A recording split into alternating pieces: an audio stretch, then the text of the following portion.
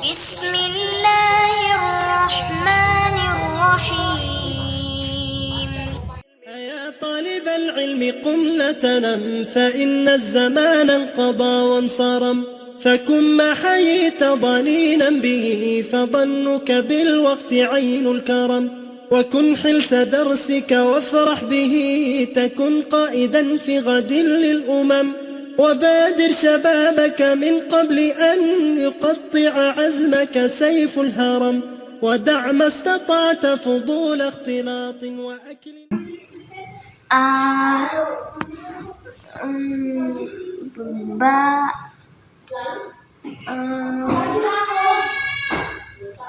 ta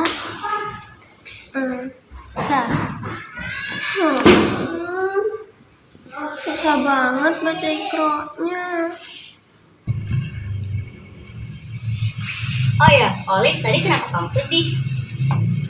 Oh, aku sedih gara-gara aku bisa baca ikro.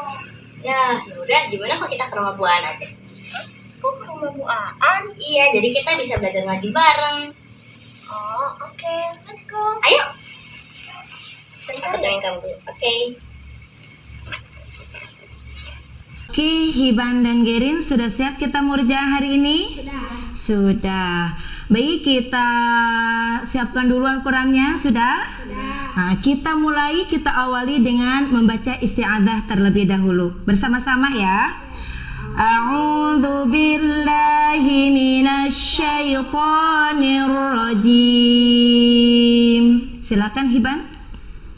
Bismillahirrahmanirrahim. Iqra bismi rabbikal ladzi khalaq. Khalaqal insana min 'alaq. Iqra wa rabbukal akram. Alladzi 'allama bil qalam.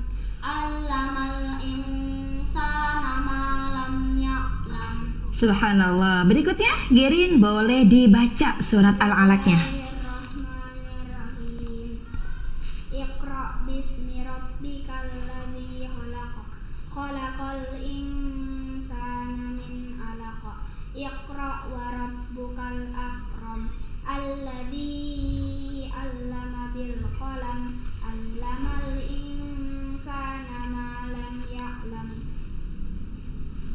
Ya, alhamdulillah. Assalamualaikum. Waalaikumsalam. Aiko sama Olive. Tumben nih sore-sore main ke rumah Bu Aan. Iya nih Bu, kita mau belajar ngaji bareng. Oh gitu. Ayo kebetulan nih di rumah sudah ada Hiban sama Gerin. Silakan Aiko sama Olive duduk. Iya.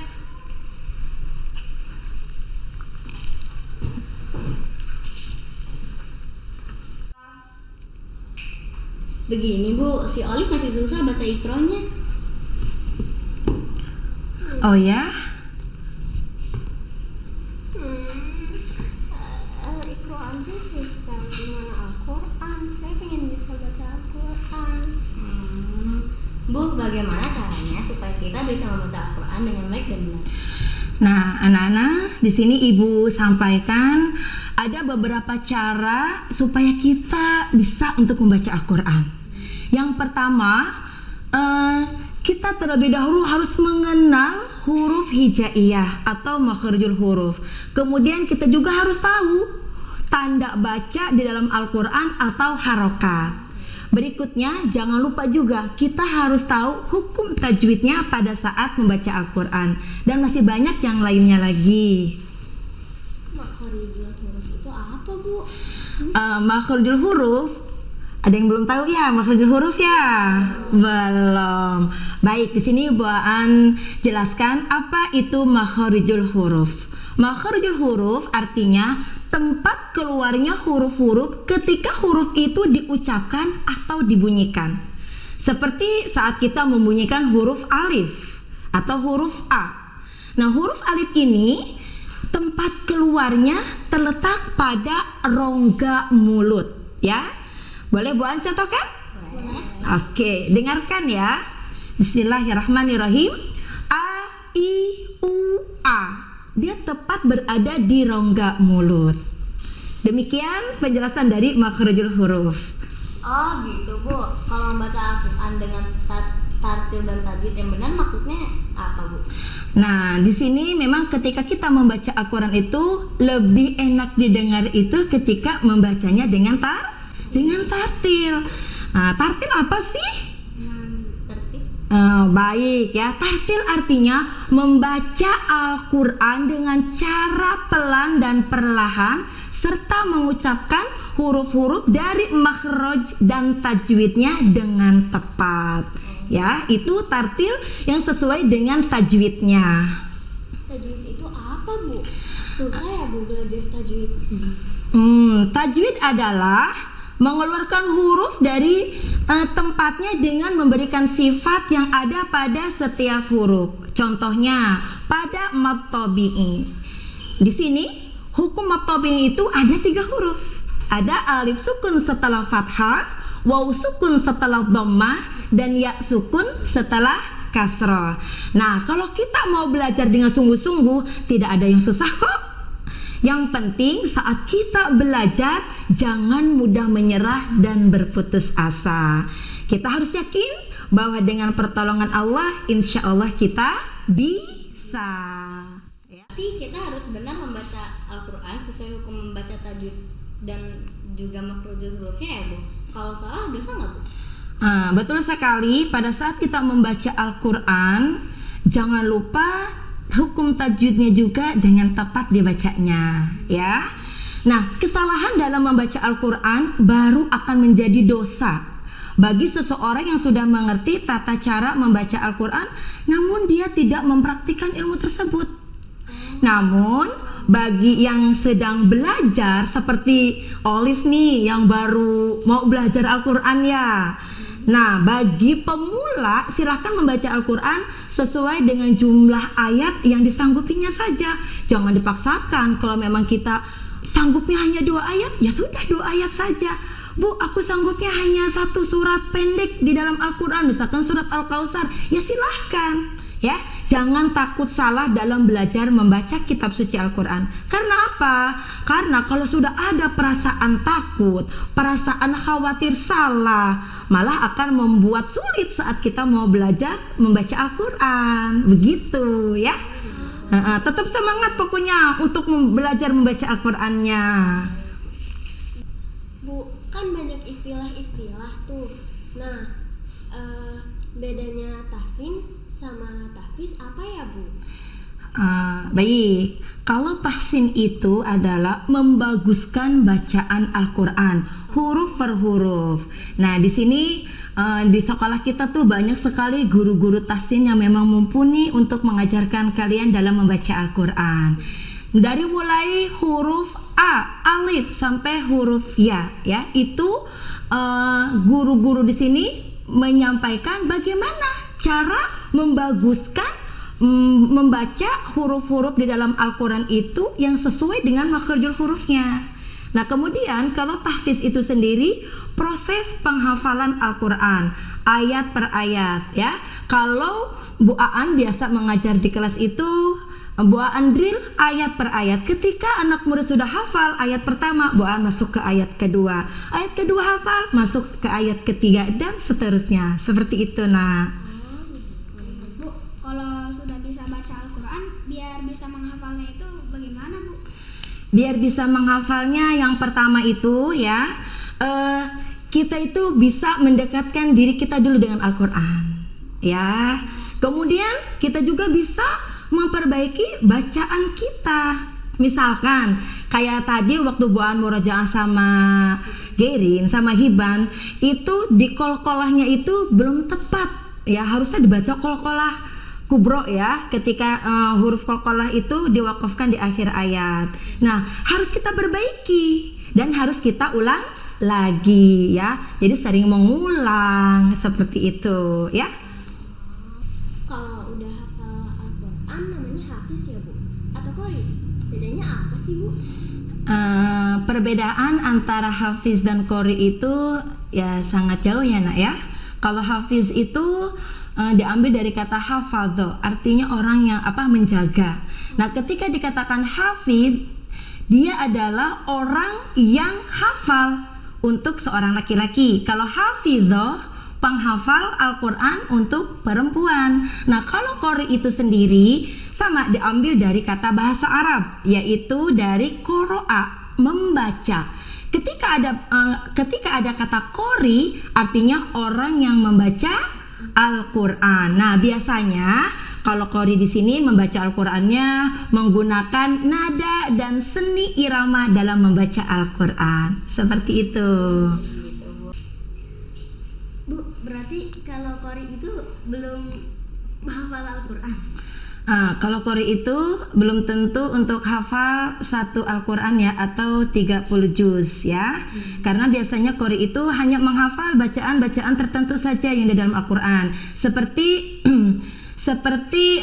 si qori ini hanya menghafal surat Al-Baqarah ayat 183 tentang diwajibkannya berpuasa. Ya udah, pada saat momen acara berbuka puasa misalkan, si qori itu hanya menghafal di surat tersebut saja. Tapi kalau untuk hafiz itu sendiri itu tidak demikian ya nak ya.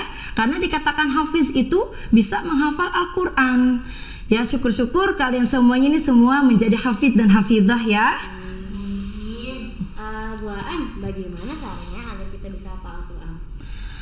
Sebetulnya kalau cara kita supaya bisa membaca Al-Quran itu banyak sekali nak ya. Mungkin di sini salah satunya Bu An sampaikan, sering memurojaah hafalan kita yang sudah kita hafal ya. Yang kedua, kita harus punya target nih. Oh, misalkan di kelas 1 ini aku harus hafal 20 surat nih, dari surat Al-Fatihah sambung Anas sampai surat Atin. Di kelas 2 saya dari Al-Insyirah misalkan sampai Al-Balad dan seterusnya. Jadi kita harus punya target untuk menghafal Al-Quran. Nah, berikutnya juga sering-sering kita banyak mendengar murotal ya, bacaan-bacaan lantunan ayat-ayat Al-Quran di dalam rumah kita. Atau kalau kita berkendara, aduh alangkah baiknya kita sambil mendengarkan murotal itu sendiri. Nah, kemudian supaya kita tidak mudah lupa juga untuk menghafal Al-Quran, gunakan satu mushaf yang sama. Jangan seperti ini, Aiko pada saat menghafal surat Al-Balad menggunakan mushaf yang ini, berikutnya mau menghafal surat Al-Bayyinah menggunakan mushaf yang ini juga. Jadi menurut Bu An itu kurang bagus ya. Lebih bagusnya lagi menggunakan satu mushaf yang sama. Nah, kemudian kita juga harus istiqomah. Ketika kita sudah hafal, ya kita juga harus istiqomah untuk menghafal lagi, mengulang lagi hafalan-hafalan bacaan Al-Quran kita. Bu, kalau susah banget kayak saya ini, ada kemungkinan nggak bisa baca Al-Quran? Nah, kalau kita mau terus belajar dan berusaha dalam menghafal Al-Quran, insya Allah kita bisa. Nah, tadi Bu An sudah sampaikan, yang penting pada saat belajar itu jangan mudah menyerah, jangan berputus asa, semangat ya untuk membumikan Al-Quran. Bu, tadi saya dengar Hiban baca Al-Qurannya bagus banget. Itu butuh berapa lama ya Bu biar bisa kayak gitu?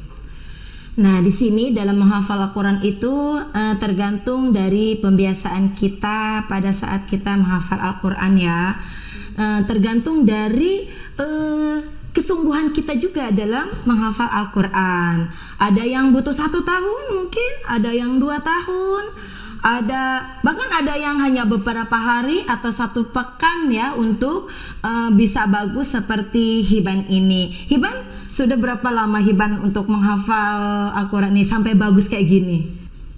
Kira-kira kurang lebih 1 bulan Bu.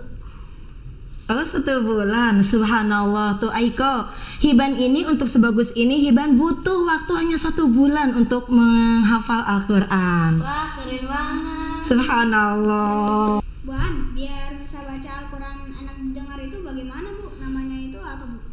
Baik, ya agar bacaan Al-Quran kita itu enak didengar orang, selain dengan tartil dan tepat tajwidnya, kita boleh menggunakan irama dan seni baca Al-Quran. Seperti Rasulullah Shallallahu Alaihi Wasallam ketika beliau mengimami sholat, beliau paling sering menggunakan irama jiharka. Kalau Buan sendiri ganti-ganti, biasanya Buan pakai hijaz, biasanya Buan juga pakai metode umi. Nah, di sini Buan kasih tahu nih, ada beberapa irama nadom atau lagam atau makom pada saat kita membaca atau menghafal Quran. Yang pertama ada bayati, ada hijaz, ada soba, ada ros, ada jiharka, ada sikah, dan ada nahawan. Kalau kalian mau tahu lebih jelasnya, boleh kalian lihat di internet atau di YouTube. Ada nggak sih Bu waktu yang baik dalam menghafal Al-Quran? Waktu yang baik pada saat kita mau menghafal Al-Quran itu banyak ya nak ya.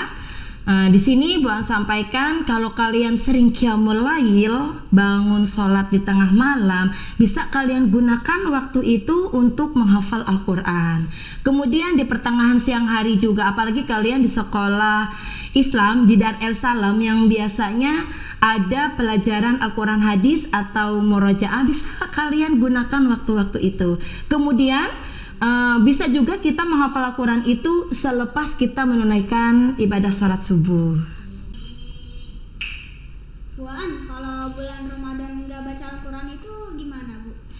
Nah anak-anak, karena bulan Ramadan ini adalah bulan, disebut juga bulan Al-Quran, karena pada bulan Ramadanlah Al-Quran diturunkan. Sayang sekali kalau kita melewatkan bulan yang mulia ini untuk tidak membaca Al-Quran. Karena membaca Al-Quran akan mendapatkan pahala. Sesuai dengan hadis Rasulullah Sallallahu Alaihi Wasallam yang diriwayatkan oleh Imam Tirmidzi, bahwasanya siapa saja yang membaca satu huruf dari kitab Al-Quran, maka baginya satu kebaikan. Dan satu kebaikan itu akan Allah lipat gandakan menjadi 10 kebaikan. Subhanallah ya. Makanya sayang sekali kalau kita melewatkan momen yang berharga ini di bulan Ramadan ini untuk bermalas-malasan dalam membaca Al-Quran. Dan membaca Al-Quran itu banyak sekali keutamaannya nak.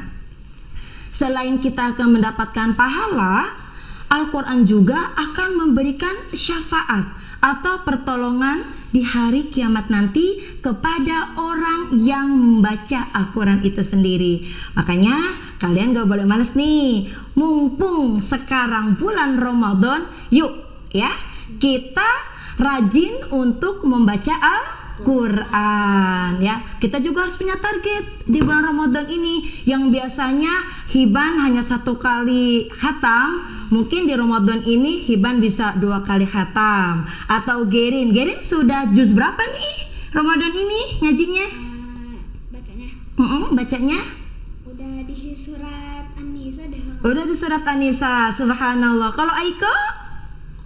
Saya masih Ali Imran. Masih Ali Imran, subhanallah. Nah, karena Olive belum bisa baca Al-Quran, Olive jangan patah semangat. Semangat untuk belajar baca Al-Quran ya. Iya Bu. Wah sayang banget ya kalau kita nggak baca Al-Quran sama sekali.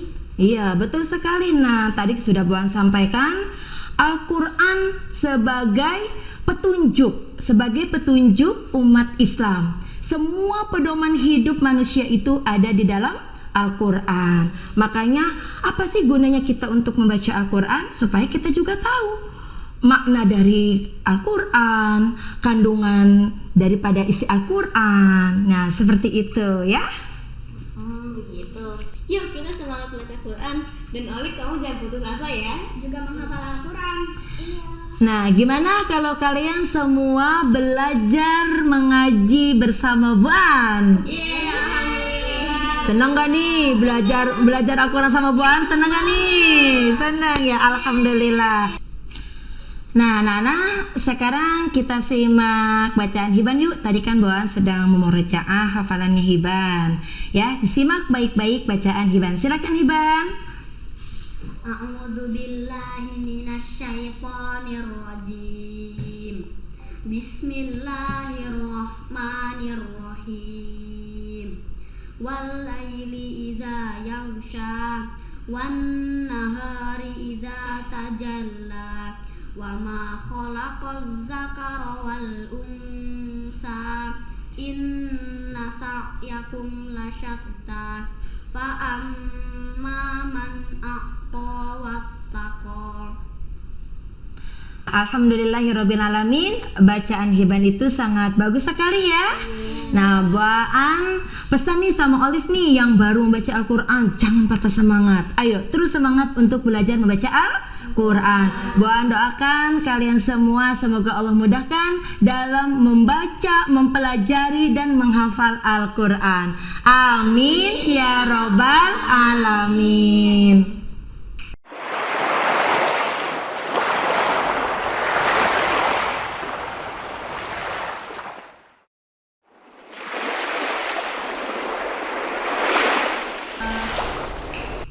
Begini Bu, si Oli masih kesusahan baca ikronya. Iya Bu, saya aja susah baca ikro, apalagi baca Al-Quran. Aiko kan